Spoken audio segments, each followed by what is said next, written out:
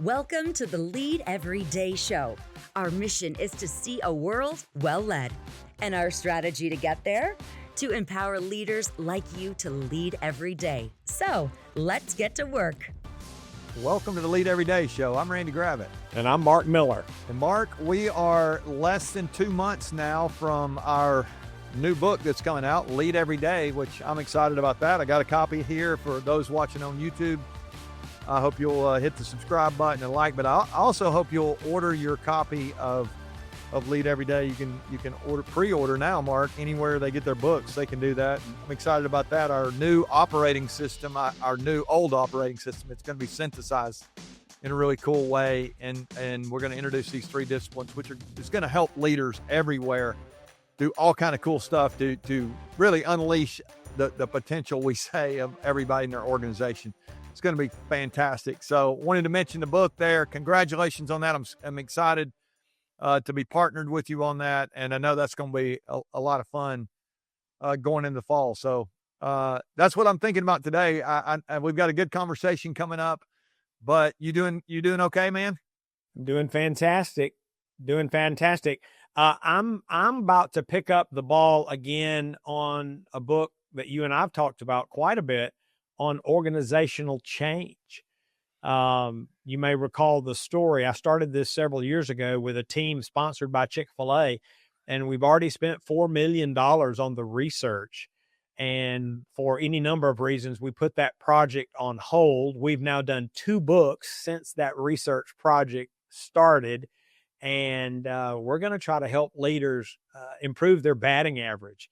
The data has been a little bit hard to come by, but it looks like about 70% of organizational change efforts fail. And so we're going to help leaders improve their batting average. And I'm excited about that. It's going to be fun. That's good. There's always something in the hopper here. Yeah, there's always something fun to work on. So let's pick up on that idea of organizational change. I think sometimes that we believe that there's this idea of innovation. I'll put that in the change bucket. I don't know if it really fits there or not, but that innovation and execution don't go together. There are a bunch of leaders who think you can innovate or you can execute, but you can't do both. That's what I want us to talk about today, Mark. I know you worked in an organization where innovation was really high. I've loved what I've gotten to experience. Actually, I've done a lot of work for Chick-fil-A as well, but I've gotten to maybe more than that. I've eaten a lot of Chick-fil-A, and I've experienced some of those innovations that happened through the years, and we might even be able to reminisce on some of those, which is kind of cool. But also have executed at a really high level. It's amazing to me when I pull into one of your drive-throughs. I'm always debating because I tell people y'all have a DOT problem. There's like a traffic control problem because there's literally a lot of times that the traffic feels like it's backed out into the highway, and you're debating because your food's so good and everything's so great. And I debate, am I going to really sit through this line? And then somehow 4 minutes later, I magically have my spicy chicken sandwich, and I'm glad I made the stop, so it's really cool to think about that. But a lot of innovation's gone into that. A lot of execution happens hand in hand. I think Chick-fil-A has been a really good example of this topic, and I want us to dive into it. I think we can help a lot of people out there who believe that you can do one without the other, and they're sub-optimizing their performance. So, yeah, if you're game, let's dive in here. Yeah, let me add a word, and I think I'm going to say the same thing you said, but I want to say it again because if anybody can't listen to any more of this episode, I'm going to give you the punchline. Do not pit innovation against execution. You can do both. And that's what we're going to talk about. And we'll talk a little bit about innovation today and a little bit about execution. Obviously, those are both huge topics, and we're just going to kind of hit the surface today. But the real point of this episode is you can do both. Don't ever buy the lie that you've told yourself or somebody else told you that you have to choose. It's not a legitimate choice. The best organizations in the future are going to be those who can innovate and they can execute. Mark, so many leaders struggle with one or even both of these ideas of innovation or execution. Why do you think that is? Why do you think so many leaders are struggling with one or the other, or maybe even both? But a lot of times they'll lean one way or the other.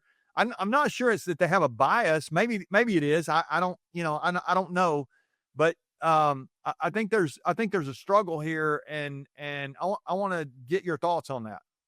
Well, I think if you have an innovation bias, you realize how hard it is to do that well. And so you can't imagine diverting energy to other things. And if you have an execution bias, you can't, it's so difficult and it's so challenging to be consistent that you can't imagine diverting any focus, attention, energy, or bandwidth toward innovation. They're two very, very, very demanding and fundamentally different skill sets. You said use the word skill sets there. Say more about them as skills. I want you to unpack it. Well, there are skills, things that you can learn, that you need to learn if you're going to innovate successfully. And there's a different set of skills you need to master if you want to execute consistently. And so think about it like this. How many leaders do you know that speak fluent Russian and Chinese? None. Okay. Why not? Because it's hard. It's hard. Yeah, it's hard. It's hard. And so you don't know a lot of leaders that excel at innovation and excel at execution, in part because it's so stinking hard. But that does not make it impossible. And there's nothing inherent in learning Russian that would prevent you from learning Chinese or vice versa. And there's nothing inherent in learning to innovate that would inhibit you in any way as you think about creating a culture of execution. So they're just different skill sets, and they're both really, really hard. And so that's why most organizations, I think, have told themselves other stories. I'm not going to do that. Can't do that. Shouldn't do that. It's just two really hard things. Yeah, that's good. Okay, so let's bring it back to that. The organization that struggles with these two competencies, what do we say to them? Well, again, I'm going to start with the same answer I start with a lot. It starts with leadership, and you have to decide. You really have to decide. Do you want to excel at innovation and execution? And if you do, then you start learning to do those things. But it actually begins with a decision. I'll give you two examples. Since we're talking about innovation and execution, I'll give you an example of each. As has been referenced maybe too often, I spent almost 45 years working for Chick-fil-A Incorporated. In the 1980s, I could probably give you an exact date, but it was in probably 86. The organization was not good at execution, and we had data to prove it. I won't get into it, but it was the first time we had ever done what they call mystery shoppers, where you send people into restaurants and ask them to look at 10 or 12 things and fill out a report and send it to us. And we had this happening in 3 of our major markets around the country. And what I'll say here today is the results were awful.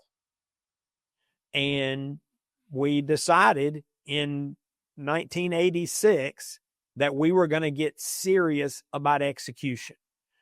And I had the privilege of leading some of those efforts and following those numbers, and they went up and to the right for about 30 years because we focused on execution. We'll talk more about that in a minute, but it was a skill set. It was a mindset. It was a decision by a leader and then leaders around the organization. We're going to get better, and we did.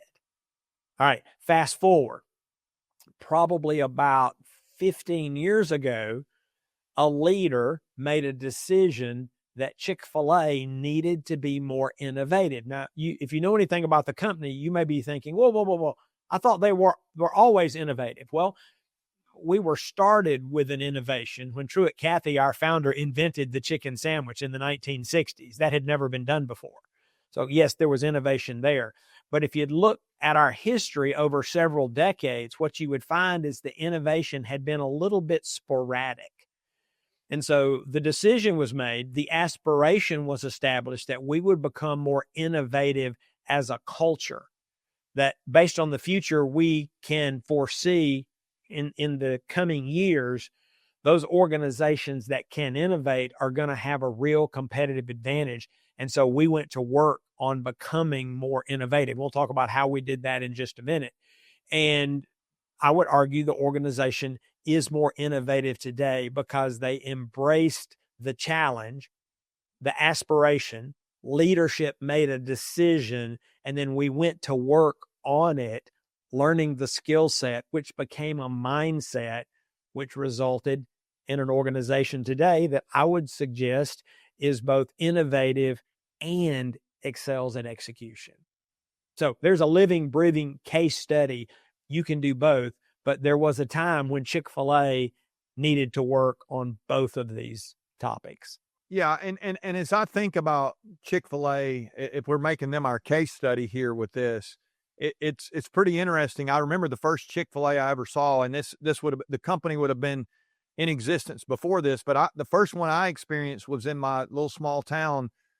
I say my little small town, 15 miles away from my little small town. They had a mall, and I go over to this mall, and they had, this was back in the 70s, Mark, they had food courts, and there was a Chick-fil-A in the food court. And I never even heard of Chick-fil-A, and they, you know, they were that looking back, that's kind of the way it started. You know, there was a freestander to start with, the story goes, but it started in these malls and in these food courts a lot of times. And now you think about what's happened. They've gone to freestanding restaurants, and through the years, drive-throughs. You know, you started a drive-through, and now I look at all the drive-throughs. Most of the Chick-fil-A's I go to, they have multi-lanes, and I mean, you could just on and on and on think about the innovation. Some of them are drive-through only restaurants now. You have catering, you have food trucks. I mean, there's all kind of stuff that has been a part of that innovation through the years. And I think for anybody who's listening, who's struggling with innovation, there's a good chance your business is going to struggle to stay relevant if you can't continue to change. There's a phrase that I've used a lot. You know, you've heard me say this, that different is not always better. I mean, there's some things that we're doing that we need to keep doing. And I think a lot of people that struggle with innovation, you know, you do have some bread and butter stuff. You may need to keep running the plays that you run. But if you're going to get better, it is always going to require you to do something different. And so this innovative mindset you've talked about, you've written about it in the fundamentals in Uncommon Greatness, to reinvent continuously. It is this mindset that we almost have to do that. And when I look back on Chick-fil-A, that innovative mindset has led them to be what they are. I mean, it's one of the things that's led them to be what they are, but I love that this continuous improvement mindset is awesome.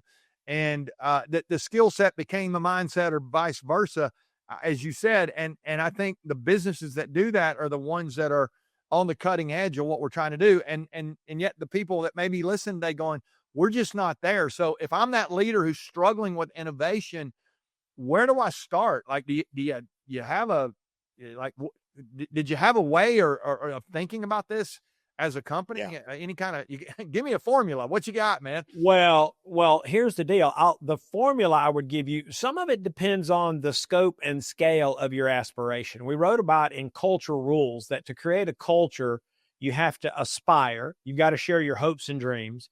You have to amplify, which is to constantly be looking for ways to reinforce the aspiration.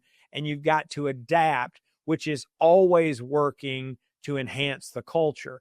And you can, at a high level, apply that here. That's actually what we did at Chick-fil-A. We said the aspiration is to be more innovative. Well, how do we amplify that? And we defined it, and we staffed it, and we budgeted for it, and we celebrated it, and all the things that you would expect over time. And then the organization has been adapting ever since to strengthen the culture of innovation. So that's at a really, really high level. But I would click down and say, if you want to be more innovative, I would suggest you really do need to define it.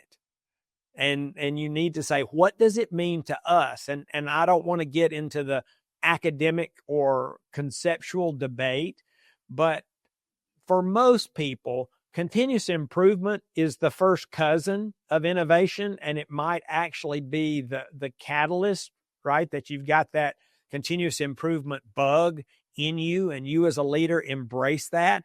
But for many people, innovation is about the development and deployment of the novel solutions, the things that people haven't done before that add value, market value. And so it's great if you copy your competitors and you derive value from that, because maybe your competitors were ahead of you, and you could obviously put that in the continuous improvement bucket. But if you want to pursue novel solutions, those that have not yet been done or tried, again, you'll have to think differently in order to pull that off. Something else you'll probably want to do is to figure out what's your process for innovation.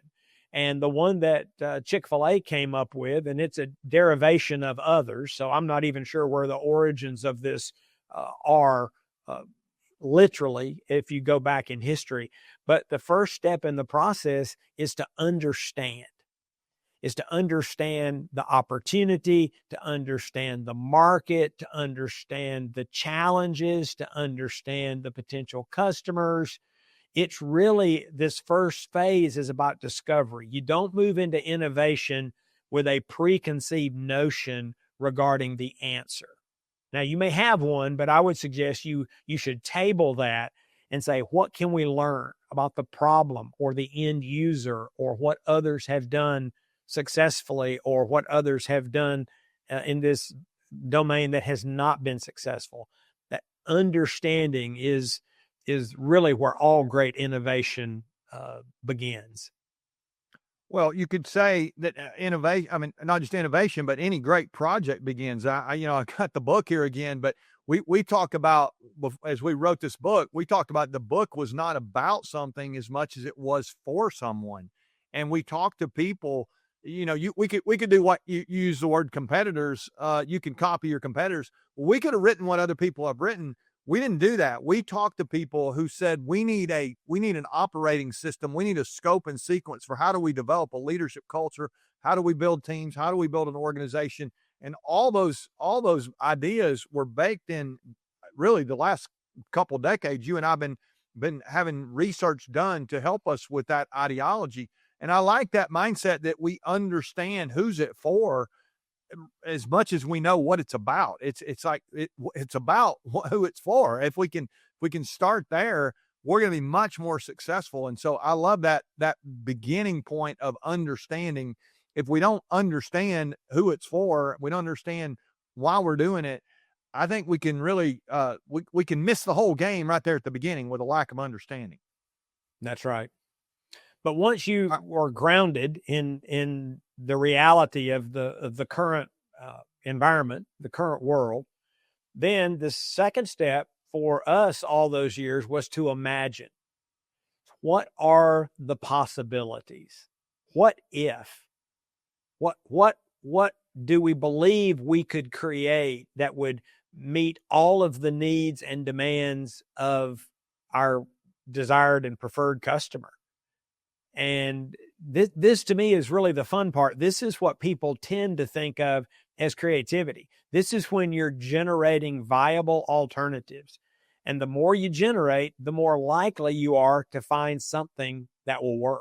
That reminds me, I'm feeling affirmed here, because when you and I did the project and we've had these conversations the last few weeks, we've been doing a lot of imagining about products and services and things that we can create to help people, which so that makes me feel good here that we're on track. So we understand, we imagine, where we go from there. And well, let me say one quick word about imagine. You need to think bigger, broader, deeper than maybe you ever have before. That's good. I remember perhaps the most successful brainstorming session I've ever been part of. We generated over 1,000 ideas as potential solutions to a problem we're trying to solve. Now, I'm not saying that's a magic number, but when you go into an imagine session and you have 8 ideas, you're in trouble, right? The answer may or may not be there. Imagination. Well, again, there's some research, and I can't quote the source. So I want to be careful and put a little asterisk on this, but one of my mentors shared with me that there is research that for every 100 ideas, only 3 have any value at all out of every 100. And the chances of it being a winner are pretty slim if you only have 100 ideas. Yeah. Again, so remember, if we're looking. I was going to say, if you only have 8, you probably don't have one. You're in trouble. Well, remember, we're looking for, if you're talking true innovation, I'm operating from the premise that it's a novel solution. It's not copying something that somebody else has done, or it's not retreading something you did 5 years ago and rolling it out again in a different color and think we've innovated.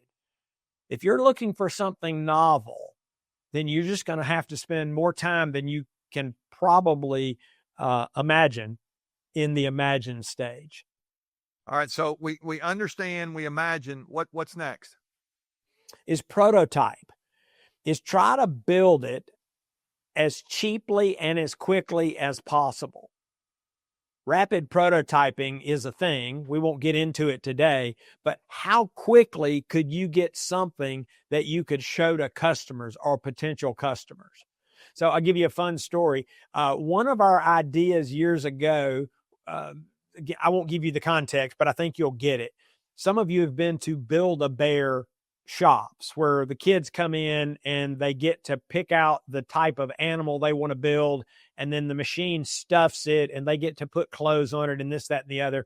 And somebody said, hey, what if we offered build a cow in Chick-fil-A restaurants? So most of you would know, I think, that the cow is the Chick-fil-A mascot. And so we're talking about what would it take to prototype this idea? And somebody said, well, I think I know who manufactures those machines, and, we can probably borrow one or rent one. And they began to talk about this relatively elaborate way that we could test this. And we were working with a consultant, and he said, or you could take a bear from Build-A-Bear to your store and start talking to customers and say, if this were a cow, would you like to build one? They said, use the bear as the prototype. Don't go rent machinery. Don't go buy machinery. You could spend weeks trying to put this machine in a restaurant and customers might reject it outright. So he said, your first prototype might not even be a cow. And so we were constantly trying to force ourselves to think, how can we do a low-res, rapid prototype? And you'll learn so much. And then you take what you learn and you can do something maybe higher res, or maybe it's something fundamentally different. But prototyping is a great next step. Once you've sorted through your hundreds or thousands of ideas, can we actually try a version of what we're envisioning? Mark, having raised 4 daughters, I have spent some money at Build-A-Bear. You just caused me some flashback pain there. That's good. Okay. No regrets at Build-A-Bear. It's great. All right. So after we prototype, where are we going to go next? Well, you need to validate, and you may have to do more than show somebody a bear. I mean, you may literally have to run a pro forma, and you may have to figure out what it would cost. And you may actually want to put it in this example, put one of those machines in a Chick-fil-A restaurant, but maybe you want to put it in 10 restaurants and you want to spread them out around the country to be sure that there's not a geographical bias. And you may have to set up where you try them at different price points, but you've actually got to validate it to be sure that it's a winning, scalable idea before you go to the last step, which is to launch, which is you actually build a plan, assuming that was a good idea. If it had been, they'll be building cows in Chick-fil-A restaurants all over America, and they're not. So we'll just suffice to say that was not an innovation for us. And again, you can debate, is that even an innovation? Because we're actually modifying another idea from someone else. But I would say it would have been innovative for us to be stuffing toy animals in the dining room. Yeah, that's fun conversation there. Okay, so let's do this. Let's shift over to the skill set of execution here for a second. I want us to take a little bit of time before we go today and talk about that. And I'll say to anybody listening, if there are areas that you need to innovate, it's time to take some of these things that Mark's talking about and literally just pull the thing down into drive and put your foot on the gas. And let's get moving here toward better, because better is always going to be different, and it's going to require you to think, imagine, understand people. I mean, prototype, all that stuff.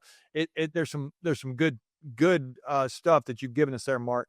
Let's talk execution here before we land today. Yeah, and we can do this briefly. Some of our audience will know that we've done a lot of work on this topic. Years and years of work. Actually wrote a book. We have a field guide and other resources.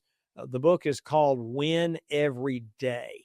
And just to illustrate the fact that this is a different skill set from what we just discussed around innovation, one of our insights was that innovation could be executed in small pockets. I mean, you can also make a case, as Chick-fil-A did, we want everyone to be more innovative, but you can actually have an innovation team or department or division in an organization. You can actually do that. But when it comes to execution, the magic is in the masses. Everybody has to sign up. And so we've identified 3 commitments that everybody in an organization needs to make in order to create a culture of execution. And you helped do this work, so you're very, very familiar with it, Randy. But the first is that everybody has to commit to pursue mastery. People just have to sign up for, yes, I really do want to do my work with excellence.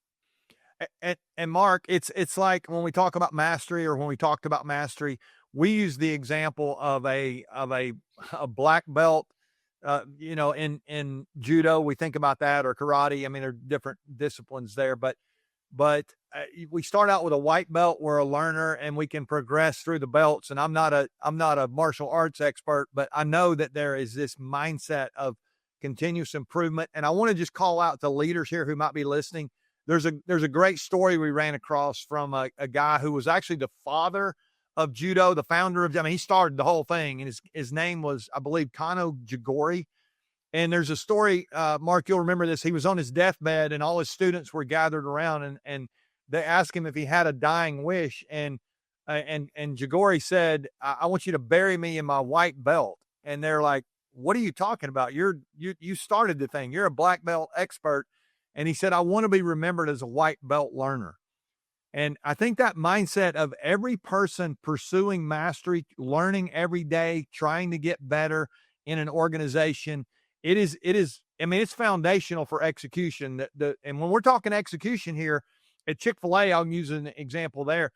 We had restaurants that were trying to not make a recorded error for an entire month. Now think about this. There's a couple thousand transactions a day, maybe more, in a drive-through only. Let's just say in the drive-through. Now, I'm not talking about the dining room.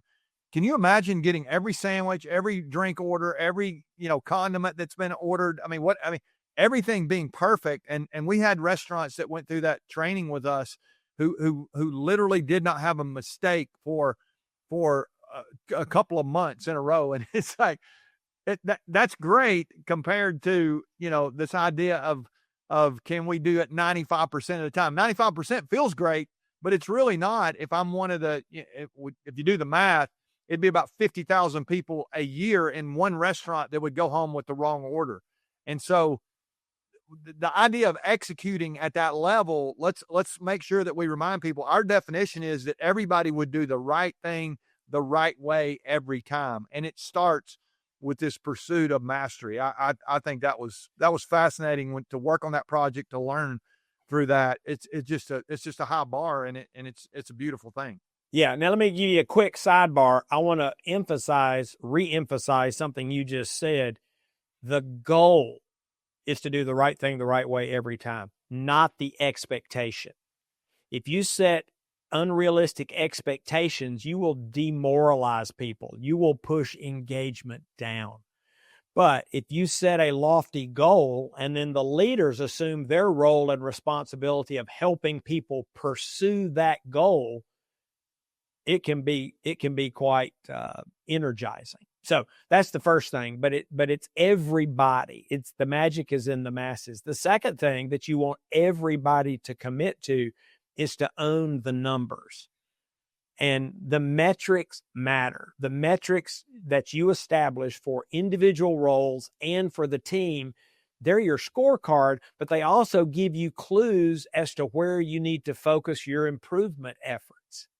And so every role needs a goal. Everybody needs to be keeping up with the score. People love to keep score. We don't have time to go into that today, but it's true. And when you help people own the numbers, execution will improve. And then third and finally, this one called, you want to say something? Well, I was going to share the third one, but you go ahead. That's great. Well, I was going to say third and finally, and this one surprised us. I don't know why it surprised us, but it didn't feel like execution, but we learned this in our research. And so we put it out there, is when everybody makes the commitment to help others win, it's life-giving. Now, a win is you're trying to help other people do the right thing the right way every time. And so you'll find people are encouraging, they're challenging, they'll help train people, they'll physically help people, learn a new role or responsibility. And all of a sudden it moves from a me focus to a we focus. And when you'll get an organization to make those three commitments, your execution will improve. Mark, remember when we did that project, we created an app, which people don't ask about the app. It doesn't exist anymore, but we used it only for the 3 months that we did the project. And this was fascinating. We asked everybody who participated in our pilot to fill out the app. All the employees in their restaurants had to fill out the app every single day, which sounds impossible, but it actually happened. And we only gave them 3 questions, pretty simple. The third question every day was the same question. The other 2 were something about, mastery or the numbers. But the third one was always the same question. Who did you help win today and how? And Mark, you'll remember that we had over 40,000 answers to that question. They got more energized about helping each other win than any other thing that we talked about. This is low hanging fruit. And I think, like you said at the beginning there, a lot of times we don't even, it surprised us. I'm guessing it'll surprise a lot of people that's part of execution. That might be the most important part of execution. If you can get people working together to achieve what they're trying to do, to do the right thing the right way every time, we'll stay with the definition there. It is so powerful, transformative to some of those restaurants we worked with. And I'm guessing for anybody listening, it could be for you as well. A quick sidebar on that, because we could talk about this a long time. We had leaders coming to us telling us that their role had become significantly easier. We even had leaders saying, is that okay?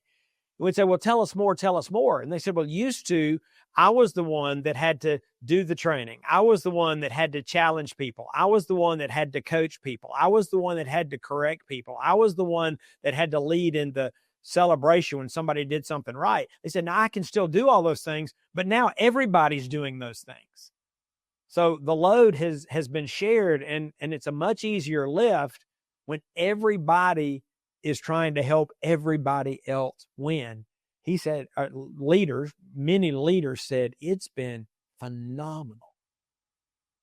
Yeah, that's awesome. All right, so I'm going to put the brakes on here for us today. For any leader out there who is struggling with execution or innovation or both, let me just remind you, these are not, you don't get to do one and not the other just because you like one better than the other.